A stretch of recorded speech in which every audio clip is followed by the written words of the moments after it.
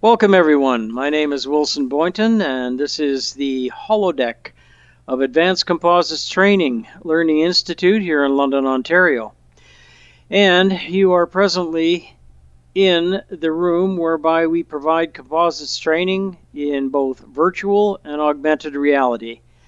What I'm going to do today is I'm going to demonstrate a typical type of lightning strike repair on this aircraft, the Airbus A220.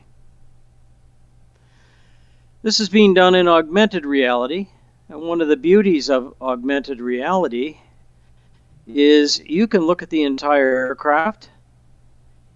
You can move the aircraft around. I can raise it, I can lower it, I can turn it on any axis. And in terms of detail, there's no limit to the amount of detail that you can add to the entire structure. You can get right down to the rivet if you want to. But today, we're going to do a composite lightning strike repair. The beauty of augmented reality is I can explode this aircraft into its individual components. Not only that, I can add annotation to the entire structure so that you can see what each individual piece is.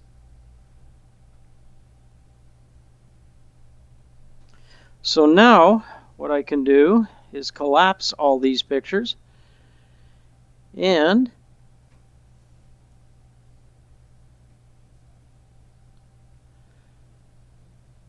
I'll move around the airplane so that you can get a bit of a perspective from both sides. And now we'll take a walk through our institute and through the Airbus itself in order to go to our lab and do the lightning strike repair.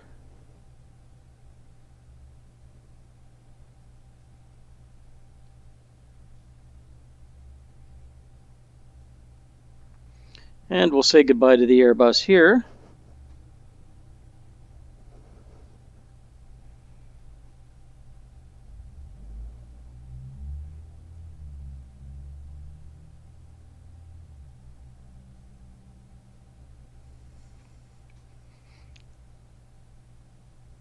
And walk down to our repair training lab. This is our primary classroom where we do all the theoretical instruction. All of these flags that you see, these are all countries that we have had here training at our institute or that we have traveled to provide our training globally.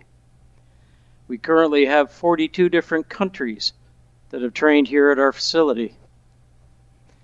By the way, we're located in London, Ontario in Canada.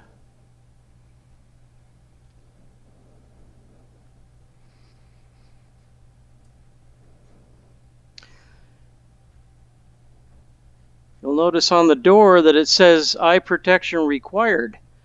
One of the beautiful things about the Microsoft HoloLens that I'm wearing is it has a complete wraparound polycarbonate lens to protect you, so you don't have to put on additional glasses.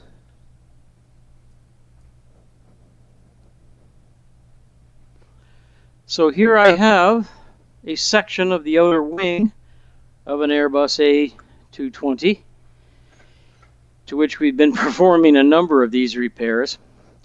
Now the area that you see here was damaged by lightning. There was a lightning spark come through because there was a discontinuity in the lightning strike protective screen. I hope you can see in this area that there are 3 individual layers of fiber. So in order to do a repair like this, you have to be able to use a hot bonder, such as the clearly superior Wichitech HB2 unit. This is explosion proof, by the way. And you have to be able to use that to heat these pre-impregnated materials to 350 degrees to cure them. These particular subjects right here have already been cured, so it's safe for me to touch them with my bare hands. I won't have to wear gloves, But whenever you handle a pre-impregnated material, you should be using full safety by wearing gloves and not touching the material. The area has been scarfed out, and I'm going to replace the 3 layers of carbon, structural carbon layers, first. So I will start off with this first one, and every layer of repair material comes with a separator film on it.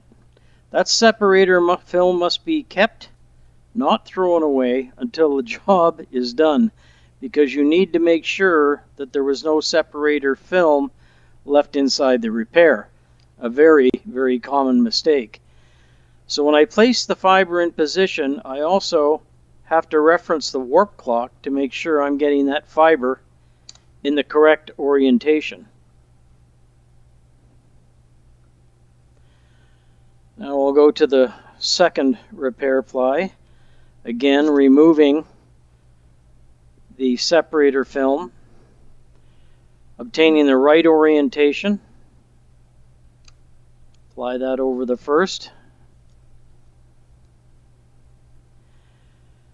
Then I'll go for the third repair, keeping the separator film, finding the right orientation, placing it. And now the last repair ply is actually a sacrificial repair ply. It's there to protect the structural plies from any damage during sanding or refinishing operations. You can abrade onto that surface, but not worry about damaging the strength of the structure, as it completely protects the structural plies. Now here's an important part. On the Airbus A220, you have 2 different styles of lightning strike protection expanded micro mesh, as it's called. The heavier micro mesh is used only on the inboard sections of the wing, and the lighter micro mesh is used across the whole surface. But is very typical, and remember, this is a typical repair scheme. To actually do it correctly, you would have to reference the Airbus Structural Repair Manual for the approved data, materials, and processes required.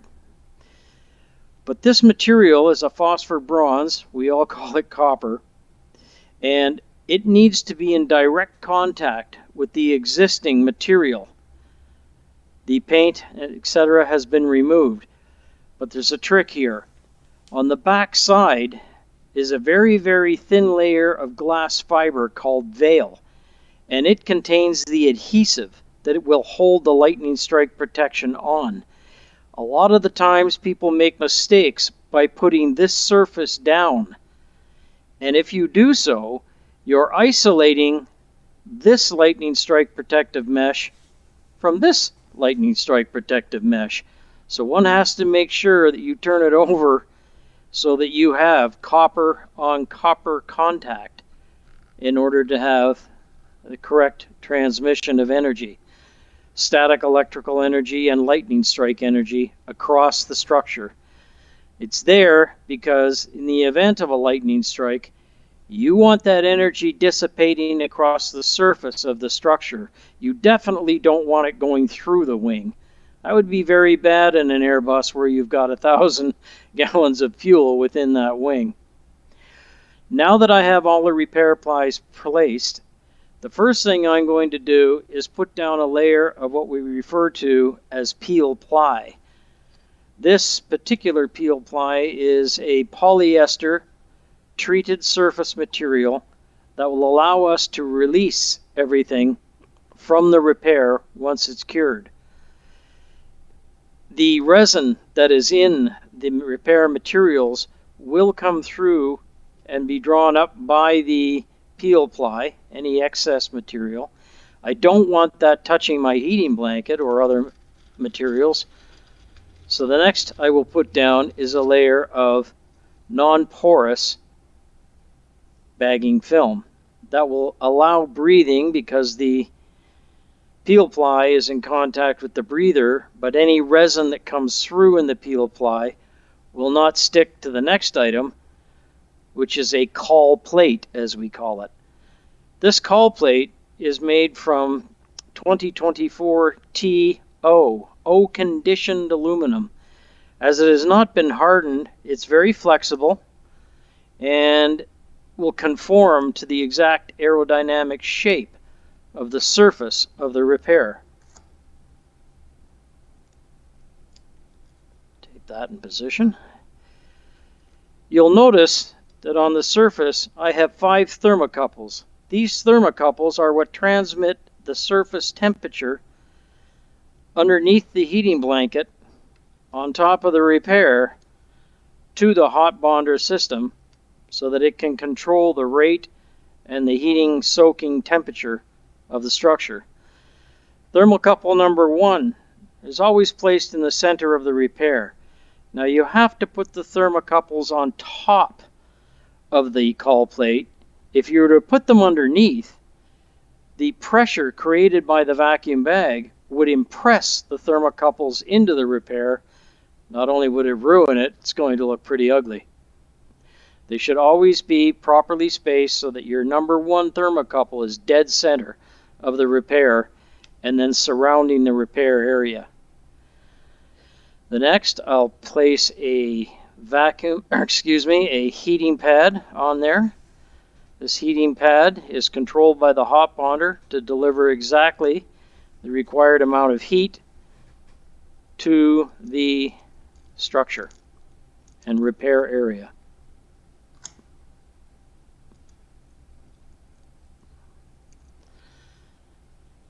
In order to permit all of the air and any gases or volatiles that are drawn off from the repair materials, the prepregs, I have to next put on a layer of breather. It literally allows for breathing of all the air and gases and volatiles out of the vacuum bag. In this case, I'm using what we call a wick, which has the vacuum valve standing off from the repair. In the event that there was a lot of excess resin come out, it's going to be absorbed into this breather before it gets to the vacuum valve, causing damage. After that,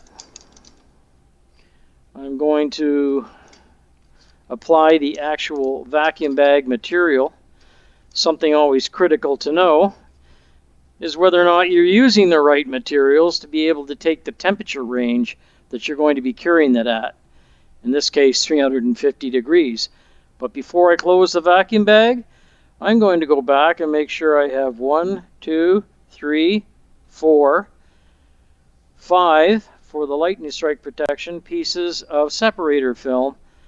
I know they're not in the repair now. Next, I'll take my vacuum bag. Carefully. Wilson, your menu has appeared. If we could exit from that. Excuse me. Thank you, Alicia. I will close the vacuum bag over top of the repair area.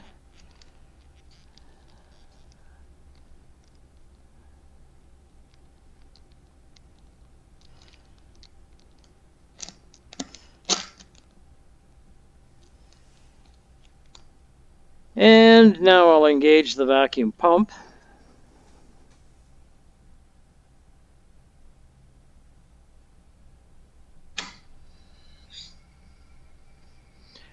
Watch the system begin to vacuum the structure down.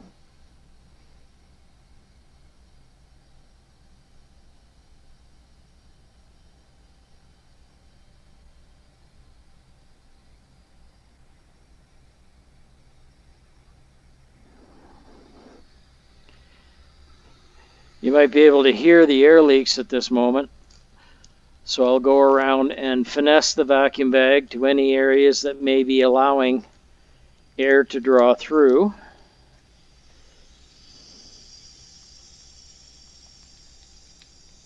Could we get a small close-up on the technique you used to surround the thermocouples?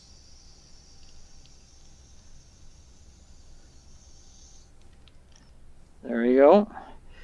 What I did was put an extra piece of tape across the top of the thermocouples and the blanket electrical leads.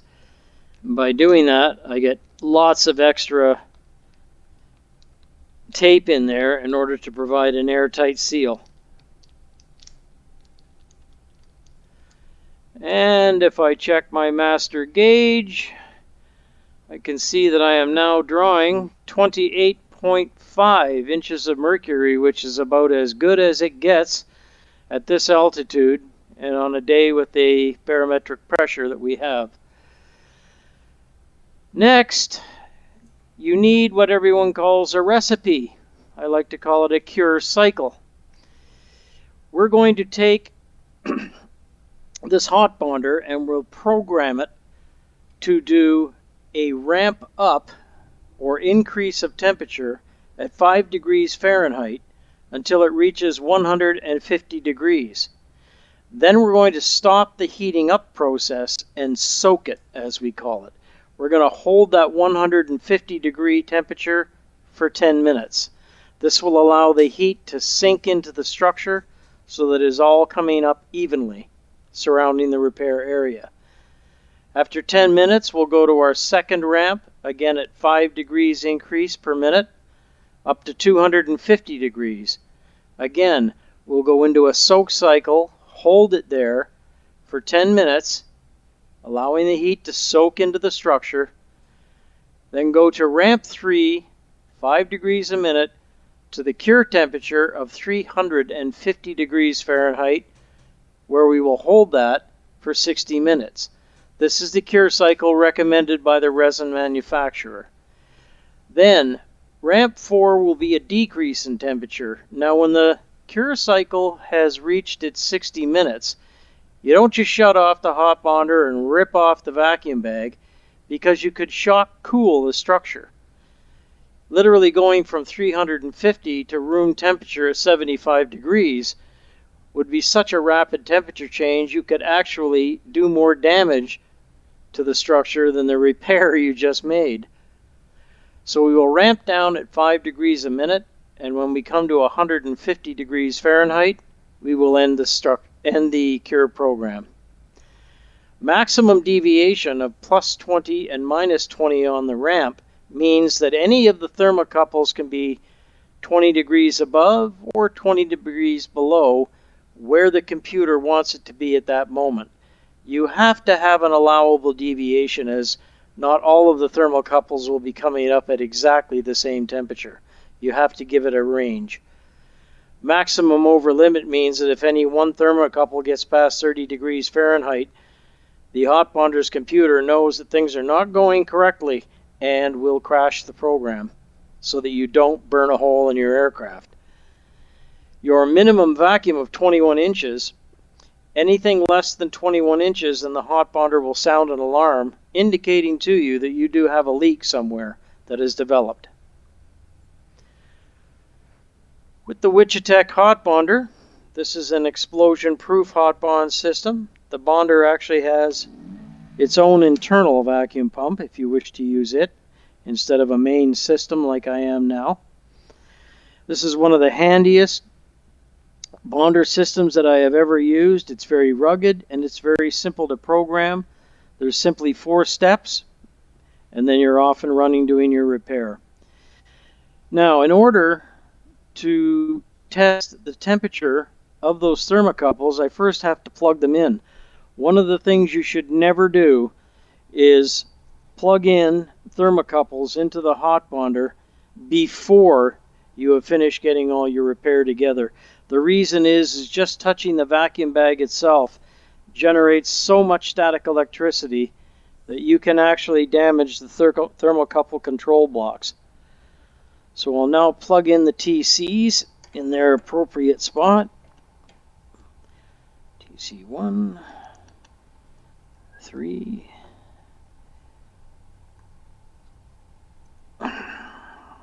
4, 5, and number 1. First thing I want to do is test my thermocouples. So by pressing number 1, you can see that all of the thermocouples are reading the exact same temperature within a degree.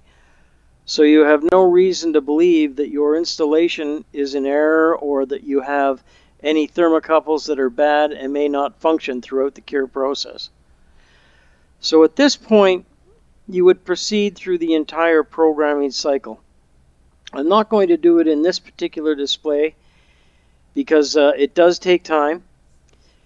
And if you want to learn any more information, then I would invite you to please go to our website at advancedcompositestraining.ca, or you can get in contact with us by email at info@raacomposites.com.